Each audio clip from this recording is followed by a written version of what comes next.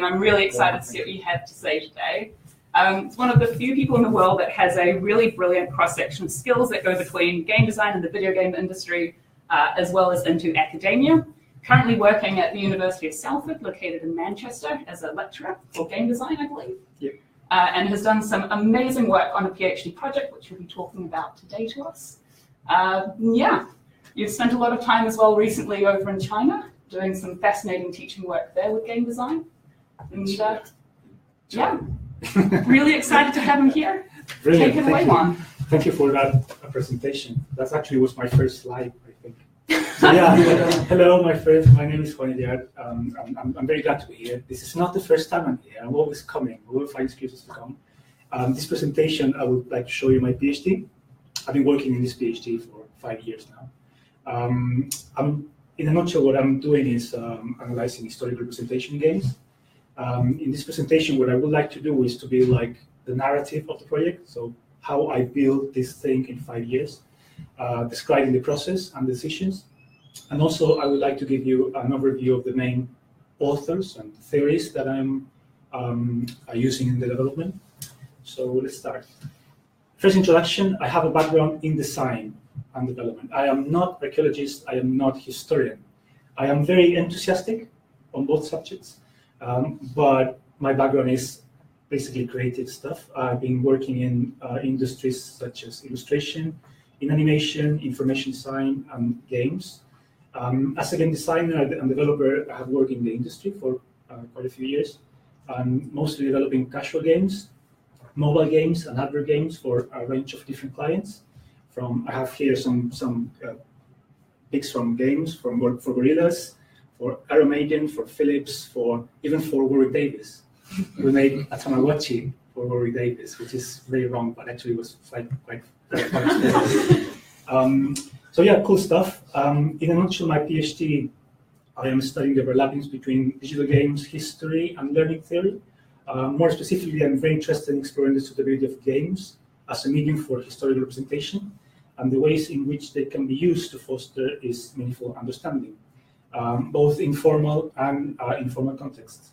So, in order to gain a better understanding of these problems, I decided to develop a series of game prototypes. I've been years developing different prototypes based on the Anglo-Saxon period of history.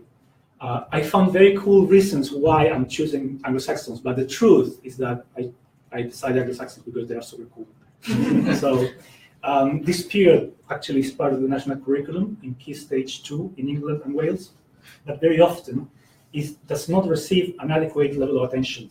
So that results in students leaving the school without really a good understanding of early medieval England. They're normally in the school, they treat that as a transitional period between the Celts and the Normans, and that's what they do. So in basic terms, I started building a series of game prototypes to test my design ideas, or mostly intuitions. At different stages during the development, I asked archaeologists, historians, and educators for their comments and feedback. In this regard, well, this is not the first time I'm here, so prototype number 3, which is this one, I came here and I met archaeologists from this university and I asked for the comments. And that's what I would like to do today as well. So I brought these forms because I would like to use your comments, yes. But also I put here an email. So if you're interested in receiving a copy of the game that I'm going to show you, you put your email, go into the list, I send you the game as soon as it's finished. So it's a deal. Game for feedback. So, okay. So I have here some images of the prototypes I built. I started building a basic simulation of an Anglo-Saxon village, moving to later stages in which I started developing and transferred concepts from gameplay and narrative.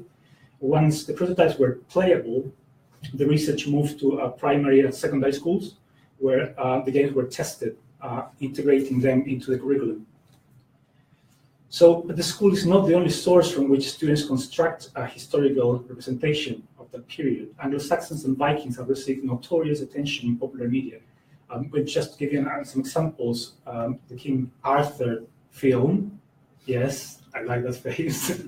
It portrays like the invasion of these Germanic tribes in a massive scale, which is an assumption that, although very popular, has been quite debated in historical and archaeological circles. More recently, TV series such as The Last Kingdom, based on the novels of Bernard Cornwell, follows the adventures of this mighty, and he's too handsome really, warrior who almost single-handedly defeats the Great Hidden Army and unifies all the Anglo-Saxon kingdoms by himself, which is normally what you see in films, that you have one character doing everything. Now, making a contrast with other games of historical persuasion, I decided with my game to avoid the representation of violent conflict at all. This decision can be seen as controversial, of course, but the problem is that games based on combat and action are especially appealing to young audiences, but they tend to overshadow other forms of gameplay. So I wanted to avoid as much as possible what Eric Champion calls genre baggage, which is this tendency of importing patterns of interaction from action games to games with more serious aspirations. So even when playing games, undergraduate students, or even master's students probably, they often appear more interested in shooting and destroying things than investing any time or energy learning from things. So I said, well, sorry kids, no fighting. At an early stage of the design process, the general idea for the game came from the observation of a primary school learning activities and material. I went to school and start checking how they learn at the Anglo-Saxon period. So the inspiration came from that one. What would your life be like if you live in 690 AD? So the question is it possible to design a game capable of conveying a sense of everyday life in Anglo-Saxon time? So how we transferred everyday life into a game form. The first part of this translation involves the definition of conflicts. Stalin and Zimmerman define games as systems of conflict. In this case, I defined the first conflict, which was culture and environment, basically, which aimed to understand the historical-based problems of a human group carrying on their lives in early medieval Britain.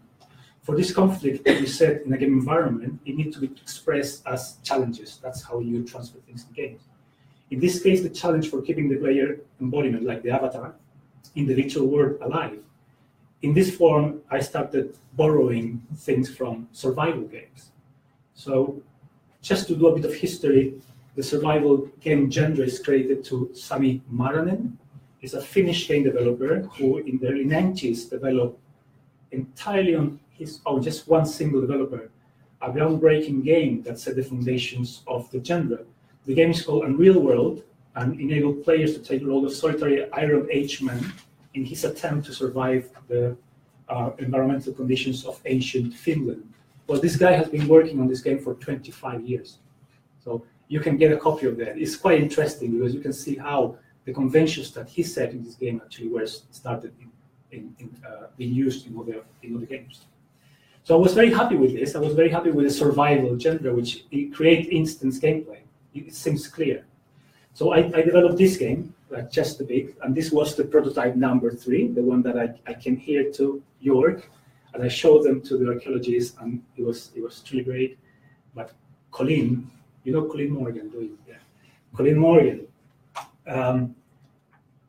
made this great comment. He said, like, I wonder if the concentration of surviving is actually a bad analogy for archaeology. I'm not mocking Colin. It actually can be more of a trap. I wonder if we should consider that the point of all this is not to put the ship on the right place, but to have resources for, let's say, midwinter celebration. That kind of motivation rather than just survival. And he's completely right. He's completely right. The problem with the survival mechanic is that culture is more than just survival. And the exclusive concentration in this goal can potentially lead to an excessively narrow version of the historical period. So we need to think of cultures as complex and multinational systems, and many times religious celebrations, rituals, or other cultural forms take precedence over survival. So I went back to the drawing board, and I started working on different secondary challenges based on other historical aspects. Further feedback on the game made clear that a second conflict designed to explore the Roman-British an Anglo-Saxon transition process needed to be introduced. This was a comment from Don Hansen. He was basically saying that this was a very interesting period because there was a clash between completely different cultures. So that was a new conflict that needed to be introduced in the game, the conflict between Anglo-Saxons and Roman Britons, how those two cultures encountered. So in the game today, these tensions were expressed through a fourth challenge to solve the conflicts with native and Roman Britons, which conveyed through text-based conversations and agents and script events, where players are required to solve problematic situations by making meaningful choices. While the historical reference for text-based conversations can be found in multiple games, they are quite easy to implement. They find the early expressions in board games and event cards. So I was started see how I actually could put those conflicts taking reference from different games. So this is video of the prototype at this stage, the stage that I went to schools. So that's how we start.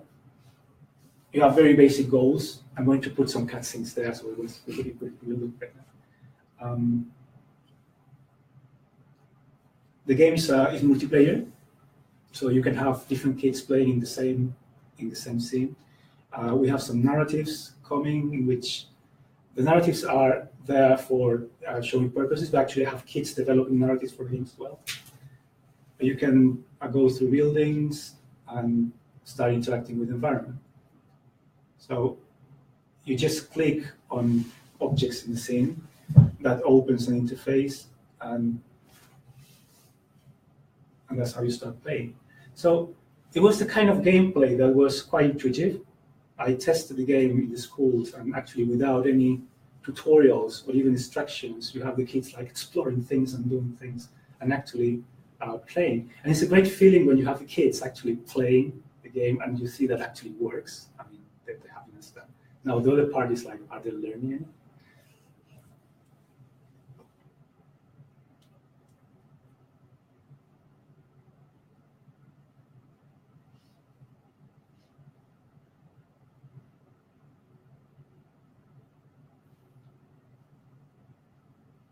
Yeah, so that's a demonstration of different objects. This is one of the coolest things I think I did in the game, that you could get trees. They love the trees. And yeah, it has systems that you find in other games, inventories, crafting systems, all that coming together in this environment. You can start constructing things and modifying the environment.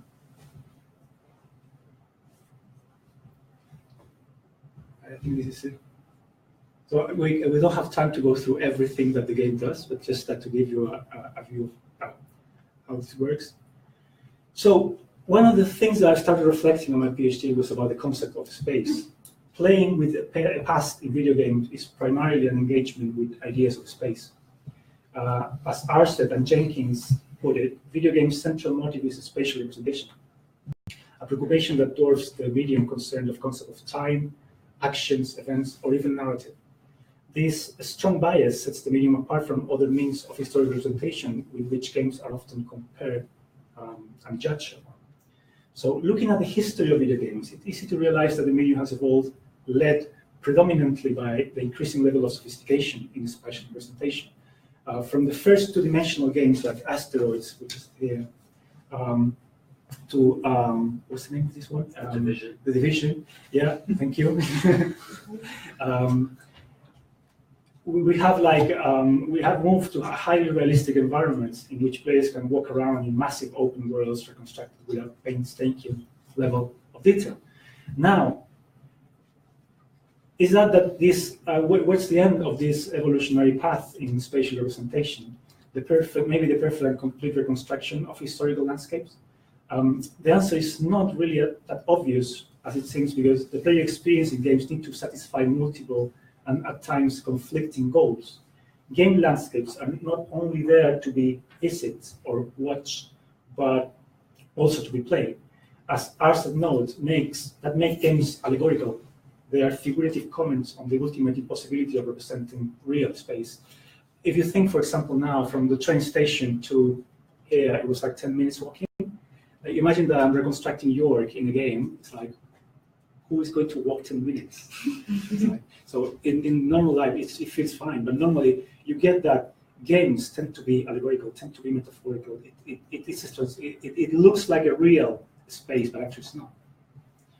So to understand space, I think that Henri Lefebvre is very useful. And it's a very good point of departure to understand historical game spaces. For Lefebvre, space is a social product, a dimension that does not exist in itself as a separate objective reality. Lefebvre makes a distinction between three categories of space. First, perceived space, which refers to the aspect that can be grasped by the senses. Second, Lefebvre organizes experiential space, all the aspects that arise from everyday experience of living in the world, some of which cannot be fully explained rationally, so they can be explained artistically, like doing illustrations. And finally, this author proposed the category of imaginary space, referring to the space that only exists as thought, a requisite for the space to be conceived in its concrete form. So we don't have time to go into Lefebvre, which is quite dense reading, but actually what I take from this is like, imagine when you have an architect. Actually, an architect is not just organizing space. It's actually making statements of how you have to live your life. That's what they do. So in those different ideologies that you get in the space, you get like different categories that are the contradictions that arise from Lefebvre. So that, how we apply that to games? The representation of landscapes in games cannot be thought as the mere reproduction of an external reality. Even if the world rendered in the screen is developed with an astonishing fidelity to the real world precedent, still the player is interacting with a simulation, a written piece of code carrying the ideological assumptions that the author holds about the world. So playing a game always implies to operate within this world designed to be modified with certain limits. Longen, he claims that there is an inextricable connection between landscape and gameplay. He says that in essence, most all video games are about landscaping. So how that, I would love to put this picture of the Romantic period, in which you can tell so much about this picture. For example, the domination of man over nature, which you can read there, or the position of the observer as external. It's not in the landscape, it's actually outside it. The same kind of thing you can find in video games. Although we can provisionally agree that there's a strong connection between games and landscape, and by extension that interacting with the past through video games is to a good extent tinkering with historical landscapes, I would claim that in most games this potential remains at a very superficial level. Historical games are most often developed as play spaces schemed to look like the past, but actually very rarely designed to articulate the complex layers of meaning from historical places. While many games let us navigate, like in Assassin's Creed Marvel, with skillfully crafted environments, sooner than later we discover that the environment is nothing more than a theatrical backdrop, in no case an environment with which we can connect in some meaningful way, or in which we can relate with the people who live and live the market. So in a way, this sense of placelessness cannot be overlooked. In many ways, it's feelings that is compared with the psychological emptiness of this main character of I Am Legend. Have you seen the film I Am Legend? In which a lone survivor of planetary apocalypse make hopeless attempts to simulate social life in an empty world, deploying mannequins at various city spots. Have you played Assassin's Creed? And you walk to that, you have these characters, and at some point you start getting annoyed with those characters that are ignoring you, and you start punching them because it's like it's just a theater. It's not. There's no connection. This kind of social alienation is still felt in many games, in spite of the technological advances in realism and graphical and behavioral representation. Consider, for example, the Elder Scrolls Skyrim, a game populated by agents with very sophisticated behaviors. They did a massive job in getting like an AI system that are working. But in spite of the development efforts in creating this rich and believable social environment, it still was very difficult to get a relationship at a basic human level. This is an extract from a blog post in which the guy said finally, I felt soulless in this game, because it felt like no matter what I did, nothing really mattered. So what is missing? It's about better AI. Although I think that AI could certainly help, I am not convinced that only a better encoding of human behaviors will do the trick. An important part of creating a more immersive and convincing sense of embodiment might depend on experiencing a more meaningful world in which the player has an elevated sense of choice and responsibility. We as human beings are programmed to connect emotionally with others, to care for others. Like in Castaway, for example, where Tom Hanks developed this special relationship with Wilson, which was a ball, right? And that relationship highlights the emotional connection that arises from a newly acquired sense of responsibility. So what I'm thinking really is that games, although they are being used to show you data, actually, they're not very good at being used to display data. Like you as scientists are very interested in using games to show data, real archaeological places and everything. But games are actually places to get the drama and make you care about data. That's what I think. This type of effective connection can be also perceived in Tamagotchis. Simple gameplay in these gadgets consists entirely on an incessant attention of virtual pets' needs represented by numerical values. The philosopher Zizek, which is great because he talks about everything, drives the attention to the paradoxical relationship between the virtual owners and the virtual pets. Says that the uncanny enigma resides in that we feel the appropriate emotions, although we are well aware that there's nothing beyond the screen.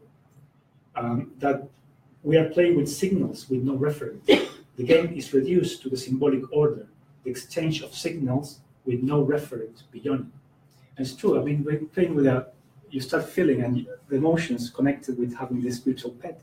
I did that with Warren Davis and was very successful.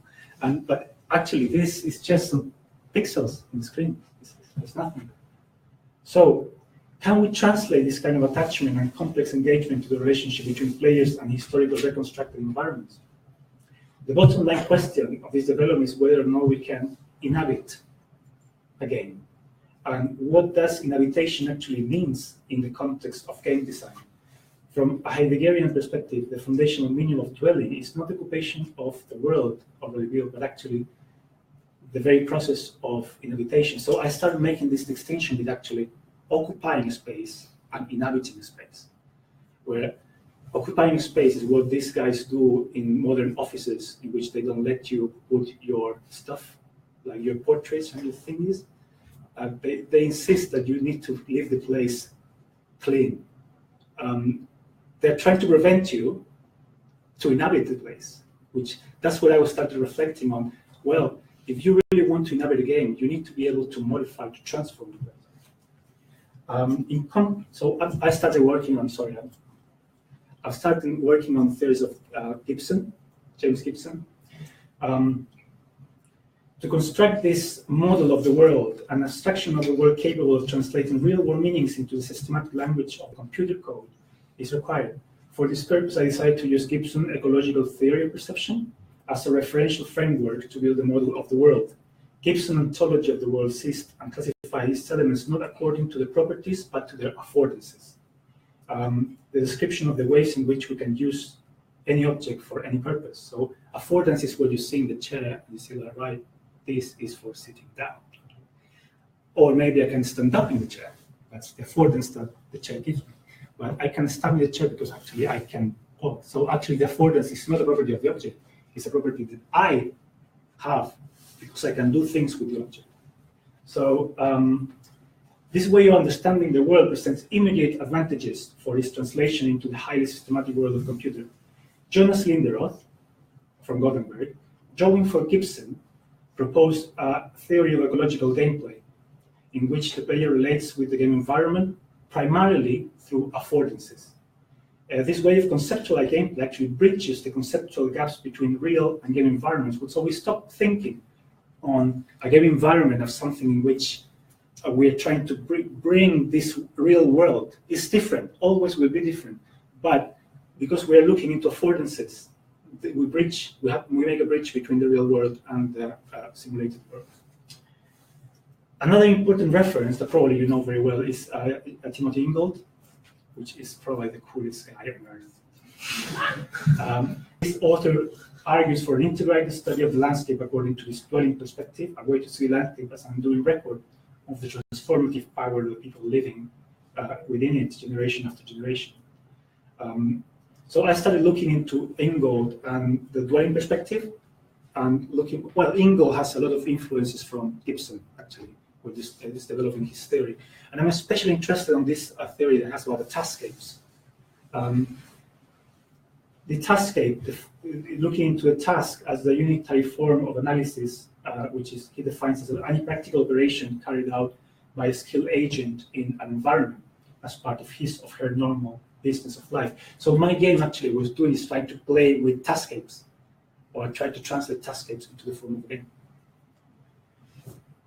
So this is how it works. Gibson and Ingold influence on the game can be observed in interaction with all the objects in the world.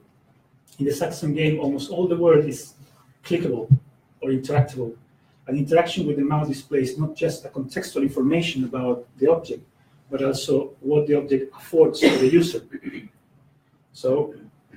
But objects are more than what they afford. For Ingold, the knowledge of the world, which is passed from one generation to the next one, takes the form of stories, of narratives, a meshwork of interconnected narratives that can be accessed by what he calls an education of attention. In this way, learning to see and distinguish key features, affordances in the environment, is what opens the world for its meaningful interpretation. So I started putting within the object, connecting the object through stories. So the object is not just what force, but there's another layer of meaning there that you can interact with. And also, it gives you the opportunity to explore the cultural discrepancies and contradictions that made the historical world rich and interesting. For example, this can be used between ways of thinking between Anglo-Saxons and Roman Britons. Through the exploration and performatory actions based on environmental affordances, players are able to transform the landscape, generating new affordances. This intricate web of action and meaning in the taskscape becomes alive within the game interface. So okay, how are we doing? We still have time, cool. So now this part, I brought the game to the school. So how this actually works in school. I work in a primary school, and then I made a testing in the secondary school. The testing of the game was organized in 3 stages. In the first stage, children were asked to draw the ideas about the Anglo-Saxon world. Just make a drawing. How do you imagine the Anglo-Saxon world? While they were drawing, I conducted mini interviews, asking them to explain or give details about certain aspects of the drawings. So the thing of, what is this? What are you doing here? And why are you doing that? Following, children interacted with the game. They started playing it. And I collected data about their play session. I collected data from their movements, from their actions, everything got into an XML file that I could start reading afterwards. Finally, their ideas about the Anglo-Saxon time were interrogated once more through a combination of drawings and mini interviews. So I got very, very cool stuff when I asked them to draw. Of course, you get the analysis of data collected is still in process. But the combination of drawings and mini interviews, which is a kind of a creative research method, proved to be very revealing. This methodology provided an insight into children's previous historical assumptions and thoughts before and after they played the Anglo-Saxon game. Children were able to express ideas, emotions, and experiences very often difficult to articulate in verbal language. In most cases, these ideas were expressed in the form of narratives, with the drawing author assuming an active role within the representation. So in a way, the drawing became an act of reenactment in which the children put himself in the position. So when you start like, what is going on there? Actually, they were there, and they were doing things there. So those narratives are super, super rich. And for the lecturer, it became like a way like, right, he didn't know that actually children have those assumptions about the period. We got, just show you something. There were kings in the Anglo-Saxon period, but no queens, for some reasons. They used to fight a lot, and people got hurt a lot. Yeah, they got that from different media references. Life was very hard everybody thought life was very hard. But also some of them said like life was very boring as well. Because they have this assumption that actually where they were not doing something like planting crops, they were not doing anything. It was super boring. The best hunters got the best houses, things like that. And also campfires. Campfires were everywhere. Campfires were everywhere. The interaction of children with these objects from the Anglo-Saxon world revealed a complex web of meaning associated with the object, its affordances, and the social space of the game. So as an example, campfires, which is a very important object in their representations of the Anglo-Saxon world, acquire completely different meanings depending on the spatial context of use. So I asked, for example, why do you have a fire in there? I'm not really sure. They have these fires in those days. They have campfires, yes. Why they use that? They use that for something probably maybe cooking? Yeah, I got a lot of yeah. And it's outside the house. Some can be outside and some can be inside. Oh, that's interesting. That's interesting. That's when you start thinking on the Februarian ideologies of space and that kind of stuff. That's cool. Why do you think they needed them outside? I think the outside ones were more for, like singing songs and getting together. Excellent, yes. And I think maybe inside for cooking things. So you see, like what they're doing, they're making assumptions that actually connect ideology of the space inside the drawing, but actually like also connected with the affordances of different objects. That's super interesting. The spatial practice of playing a game, following the ideas of Ingold and Lefebvre, also revealed interesting aspects of the way in which children relate with the game space and assign meaning to determinate sections of it. For Ingold, the practice of inhabitations is intrinsically linked with the movement in space, what he calls the wayfaring. So, a concept that opposes to the perception that we have today in modern means of transportation. So, following Ingold, places are not containers separate from the Cartesian empty space, but actually are dynamically formed by the meshwork of movement in the space. I know that Ingold is just super cool. So I started tracking the movements of the children while they were playing the game. These are all the ways that the children were. And putting that, actually, you start revealing these knots in the space that are where the children are actually forming places by the means of wayfaring. While playing the game prototype, these assumptions were very much present and they were revised in connection with gameplay and feedback. As an example, the difficulty posed by the game in finding farming food and keeping the family members alive was judged as authentic, as it corresponded with the perception that life was hard. In other cases, the game triggered a cognitive dissonance when it presented situations that challenged the previous assumptions. So, for example, in the game we have this family member called Billboard, which is the son of the player. And in a conversation, he asked his father not to be sold as a slave, which is something that apparently in Anglo-Saxon was very common. They were doing badly economically, they would sold the children. The situation was one of the few scenarios that were remembered by all the children. They provided an opportunity to extensively discuss the topic of slavery during a post-play session. Used in this way, the game became an emotional trigger that was very successful in concentrating the attention of most of the children in a particular topic. But what reveals that is that the game works when it triggers a dissonance. It's a cognitive dissonance that actually says, like, right, they have an assumption of things work based on how things work in the past. The game is creating a scenario in which things were different. How we solve that conflict. So the game is used in a classroom actually is very good, not to give you that knowledge, but actually to trigger those conflicts. Although computer games are regarded by many authors as a powerful medium to understand procedural systems, all this like procedural rhetorics, sort of movement, the emphasis sometimes can be a hindrance to other less mechanistic ideas about the past. Let me present an example. In the Anglo-Saxon game, classes were implemented simulating these family members. Agents implemented in the game with the purpose of adding meaning and driving players to create an empathic connection with the past. This approach not always yielded the expected results. So I asked one of the kids, were the family members important to you? No. They were important to us. We just let them die. Why they were important? Because we didn't keep going on that menu thing and give them food. We have to just wanted to have all the food for ourselves, even when they were hungry. We wanted to keep Bryn alive. Bryn was the slave. But eventually he died because we just like the name Bryn. So it's like you get this kind of stuff there, but actually I started reflecting on what is going on here in the game. And actually these kids are interacting with the rules of the game. They're not interacting with the story.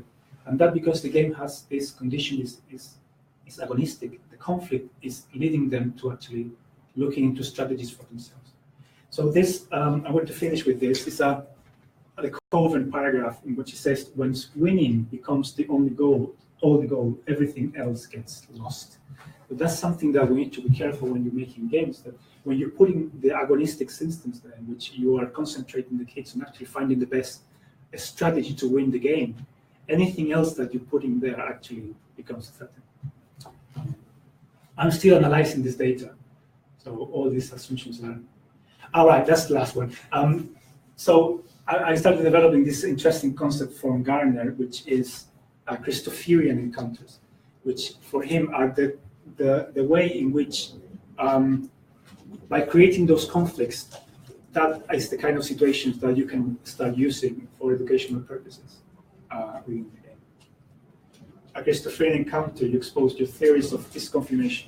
If your theories are consistently disconfirmed, you will slowly abandon them and hopefully construct a better theory. That's what he says. So I'm looking into how I actually use in the game the ludonarrative dissonances or cognitive dissonances of the game to create those Christopherian encounters and see how that goes. Thank you.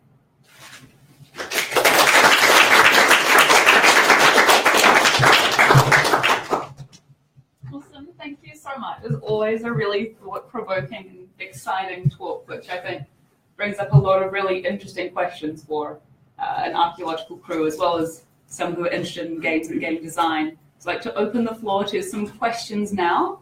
Anyone has? Yes? Yeah, that was absolutely fascinating. Thank you so much.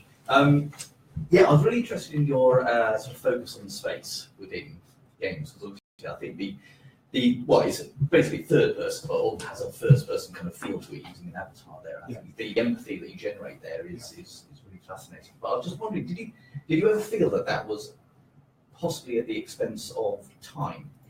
Now, time is obviously a very important aspect of past societies, whether it's time of year or time of day or anything like that. And I'm quite a big strategy gamer, and I like sort of things which are sort of turn-based or perhaps even in real time, but it's taking a step back, and time is actually a key element within that. So did you ever kind of consider?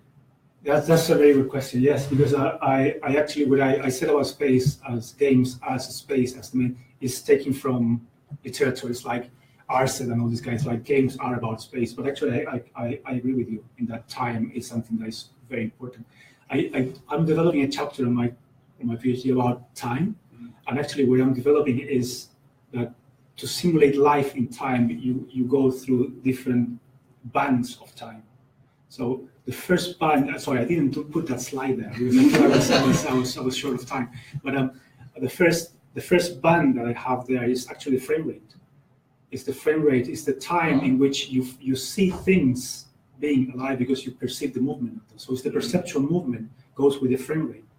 But then you have another time that goes with the physiological needs, which is a number that you put a different cycle in which things you get a simulation of getting hungry or getting thirsty or sleep. All that is a different band of time. So it's Lefebvre has the latest book is called Rhythm Analysis. So we talk about life in terms of rhythms. So we have this band of rhythm. Then you have this physiological needs of rhythm. Then you have another one that is put like the tasks. That's another cycle in which you have the taskscape corresponds to another band. And finally, we have the year with the seasons and with the celebrations. And you start getting those connections between different bands of time. That's the theory I'm trying to build there as a frame. So I agree with you completely. I I didn't put the slide. Yes. Yeah, I thought it was absolutely fascinating.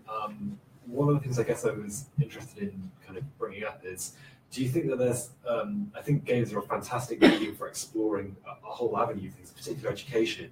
But do you think there's an issue with them in the form of the media is that inherently most of the things in them are gamified?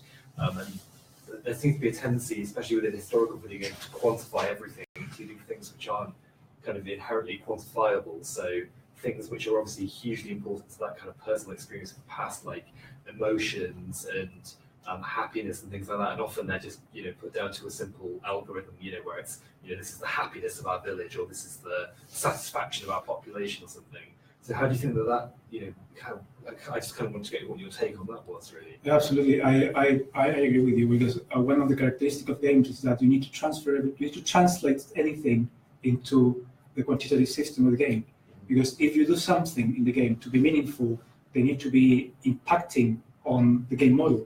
And the game model is quantitative, and there's no way around that. But that also, like in historical terms, make this connection between the macro and micro history, which in macro history you have like this sort of understanding of actually agents as quantitative systems, and they look into numbers. And in the micro historical record, you have actually a different view in which you are more interested in those stories, those personal stories, and how that. So I haven't solved that, but I think that there must be a way to actually build this connection between the quantitative model of the game and the stories. And I think that that happens when you start caring, as I said, when you start caring about data. It's not about understanding data, it's about caring about data. If you get that, I think job's done. I haven't done it.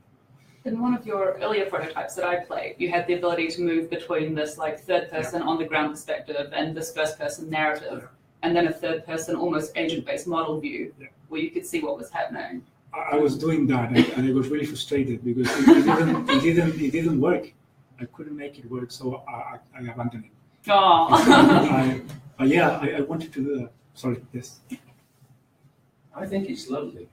I think it's lovely because it strikes me that the game acts as a way of raising the question of purpose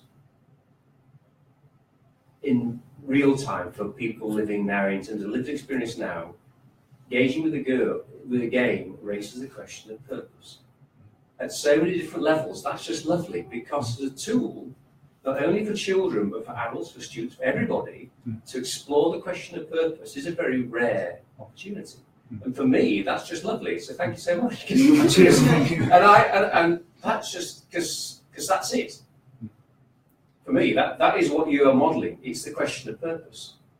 Within whatever context and whatever strata you want to look at it, but it's always the question of purpose. And in some way, if you get it right, then people think this is marvellous because you've got closer to something that they can empathise with, the question of purpose. If you don't, they think this is numb and it's not interesting because it doesn't satisfy that need for purpose. So as a benchmark of how well you're doing as a model, that's for me, it's quite an interesting way of looking at it. I don't know if that helps you, but that's what I'm confused, but I think that the sense of purpose, like, we can use the game for many purposes. Yes, but to do a task or to eat, to do whatever, to make a series of choices with producing a purpose, whatever that might be. I think if you get rid of this thing of winning actually the game in any way, shape, or form, and you start interacting with different layers that I have different purposes.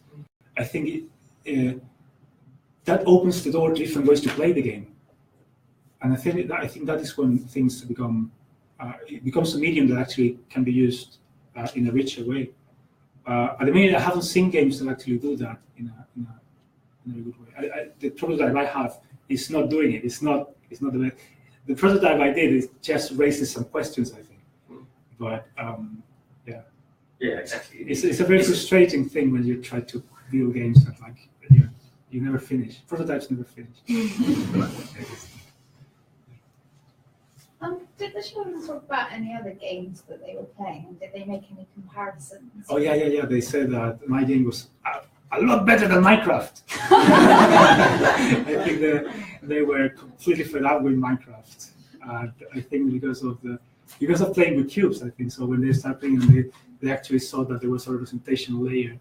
Yeah, it's like, oh, this is better than Minecraft. Like, it's not better than Minecraft. Go ahead. Just in the last point where that child was like, we just let the person starve. And with the aspect of most games today obviously are designed either about war or about you've got to win. So, and that is just the genre. That for me is computer games, right? How do you challenge that? How do you fit this in the fact that people don't go to it and you have to win or you have to kill people? I mean, that dynamic must be really difficult to actually how do you work that? Yeah, it is because you're dealing with this gender baggage. It's like children play games. When they play a new game, they used to bring the way they play games to the game you're doing. So how you convince them? But the thing is, different children play differently. I haven't really finished the data, so I cannot say that, but I think that girls tend to relate more than the narrative layers than the boys. There is sort of probably a gender bias there on the way that they relate with the game. Boys tend to be more competitive when they are in the game, and so they start looking for things like, I don't know, they started killing all the sheep. It's like, oh yeah, something to kill. Yeah. So they just started killing all the sheep, and they realized that they didn't have any food. So it's like, right. So that kind of exploration. So the next time they play the game, it's like the teacher got those moments. I said, like, right, you killed all the sheep. You don't have any food, so all right, okay. So I started like playing differently. So yeah, there is this exploration at the beginning in which they start doing just silly stuff, and then at some point they start getting more playing smarter, of trying to find other strategies. And then I think those moments is when you start like trying to start using the medium in a way that is more productive as a learning tool. Yeah, I think, I find it really fascinating as well that you've used children as your target audience. Like, obviously the educative aspect is really strong, but as well, often as archaeologists or heritage professionals, we often construct perspectives of the past from an adult point of view. And so seeing the feedback that you got where, like, to the children it was often not important to keep the adults alive because they just wanted to, do something fun or do something entertaining, actually also has a really interesting impact potentially back to us as well in the way that we view the past from different perspectives or can construct those. I was wondering if, when you've tested with adult audiences, both ourselves here at York and elsewhere, have you had different feedback, obviously, than what you got from the children? I haven't collected data from adults. Oh, no! I will send you that. If you want to give me some feedback, that would be awesome. Yeah. One of the best feedbacks I got was from my kid, actually. I have my 12-year-old son, and he was playing the game, and his first feedback was, "This game is crap." So, like, why? It's like, well, you have to walk a lot. Why you have to walk so much? And so, like, well, because you have to walk in those days. So but then the next time he played, he put the house quite close to the source of water. I said, like, Yeah. So yeah, I love those kind of moments when they actually start finding some strategies that actually make this meaningful connection with the environment. I think that's what you get when you're modifying them, when you allow children actually to modify the environment, which is one of the kind of theories that, one of the things that I can say from what I thought in my thesis. My question actually is kind of related to ours, but so it was well timed, thank you. But one thing I'm really interested in is avatars, and I was just wondering if you could talk about how you decided to come to the main character being an adult, and like just how you developed, I guess, the avatar. Yeah. I wanted to put different avatars and even customization of the avatar, which I think is necessary. So you can create different identities. And that's the whole research that goes with making identities and actually projecting your identities inside the game world. But I don't have the time to do it. And it's actually quite a task to make characters and animating characters and all that. So that will probably take for a new. I left so much that I wanted to do out of this research, just because I need to finish. Fair enough. making games. But yeah, no, absolutely. I think that that's something that I'm not covering to the extent that I should, because I cannot put different identities. But I would be interested on children adopting different roles, and not just the role that I define, which is like a father taking care of the children, which actually is quite anachronic. And I accept my anachronism there. I got a peer review that actually made that comment on one paper, said like, yeah, but the relationship you're putting there between the children and the father is quite present, so it's anachronic. It said like, well, yeah, but I don't know how they're related. Nobody really knows how they culturally were different from present day in the relationship with the kids. So I'm assuming my anachronism in the stories that I put in the narratives. Yeah. So. We have time for like another 2 quick questions before we dive into the wine. If anyone else has something to ask, now's the time. Otherwise, I'm gonna. Yeah, I was just wondering, because obviously, like, I was one of those kids that went through the primary school system where the Anglo-Saxons were just like a little blip between the Romans and everything that happened. So, do you feel like this is going to be something which the children kind of carry with them longer term as sort of historical resource, so they can, look at Anglo-Saxon sites and go, oh yeah, I know how they lived, I know what that would have.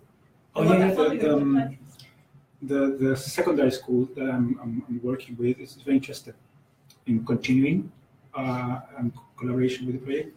And the phase we're doing now is actually turning kids into producers, and not just using and playing the game, but actually with the task that the teacher is of this secondary school is a PhD as well. He's very interested on the object. And what are we doing is asking children to create the narratives and create the characters. So basically, the homework of the kids and their research goes into creating narratives that go into the game. So the motivation for them is like, if your word is very good, goes into the game, and we put the characters and all the children can play. So I'm hoping that actually the project will continue in the school. Yeah, I would love that. Yes. Well, I have a million questions to ask you, but we can perhaps do that over a pint of beer a little bit later on. That sounds my kind of. No more questions from the floor. Get a round of applause for Juan. If you would like to have a copy, I would copy game for feedback. Of course, as always, there's the wine up the front here, which you guys are more than welcome to come and enjoy, and we'll be heading off to the pub in a little bit as well.